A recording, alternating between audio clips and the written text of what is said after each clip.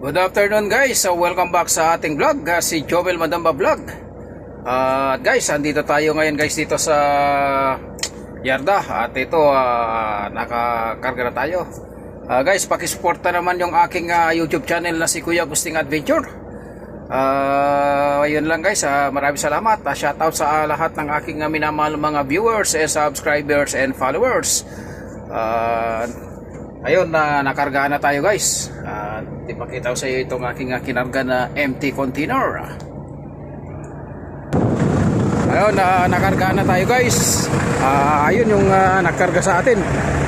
Terex, yan ang ginamit na pagkarga kanina. So, ngayon, ito na yung ating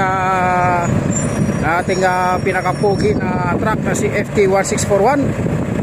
Volvo Globetrotter, aking ipakilala muna sa inyo. 460 2026 model. Ayan na ang ating container na kulay dilaw, MSC. Ikutan muna natin, di 40 yan guys, 40 feet yan yung container yan natin kinarga. At isosoli natin dun sa pagsolian yan. Ngayon,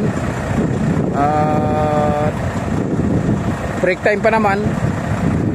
Mamaya pa tayo pupunta ron kasi break time pa ng solian.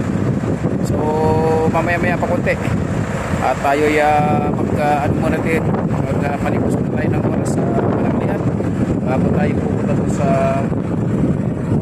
pagsasolian ng container na yan. Ayan lang guys, itong aking container na to 40 feet yan ang haba, MSC. Wala nang karga yan, empty na yan, empty na. So soli na lang yan doon sa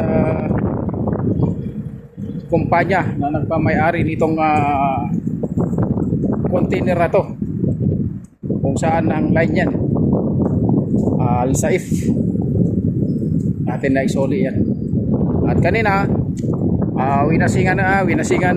pinalisan muna natin yung loob kasi marumi. Chinek ko muna kanina at pinalisan ko yung loob nitong container na to dahil marumi, kaya natanggal din yung mga ibang basura. Kasi pag isoli mo yan na may basura sa loob, ilalagay nila doon magmumulta ka doon ng 150 real o 80 real o 100 real yan. Kaya malinis na sa loob. So yan, susoli na natin kasi yung yung nagkarga dito, hindi niya alam kung saan ang location ng pagsolian ng container nito. So ikinarga natin para isoli natin dun sa line nitong container nito, MSC Medu.